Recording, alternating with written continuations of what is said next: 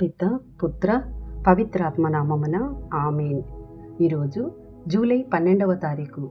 మత్తయి సువార్త 13వ అధ్యాయము 1వ వచనము నుండి 9వ వచనం వరకు. ఆ దినముననే యేసు ఇల్లు వెడలి సముద్ర తీరమున కూర్చుండెను.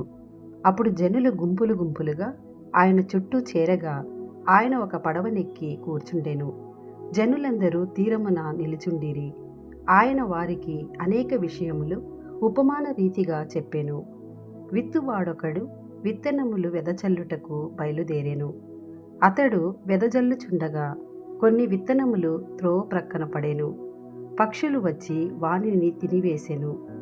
మరికొన్ని తగినంత మట్టి లేని రాతి నేలపై పడెను. అవి వెంటనే మొలిచెను. కాని సూర్యుని వేడిమికి మాడి వేరు లేనందున ఎండిపోయెను. మరికొన్ని ముళ్ళ పొదలలో పడెను. ఆ ముళ్ళ పొదలు ఎరిగి వానిని అణిచివేసెను. ఇంకను కొన్ని సారవంతమైన నేలపై పడెను. అవి పెరిగి ఫలింపగా 100 60 30 పంటనిచ్చెను. వినుటకు వీణులున్నవాడు వినుగాక అని యేసు పలికెను. ఇది ప్రభుని వాక్కు. సర్వేశ్వరునికి వందనములు.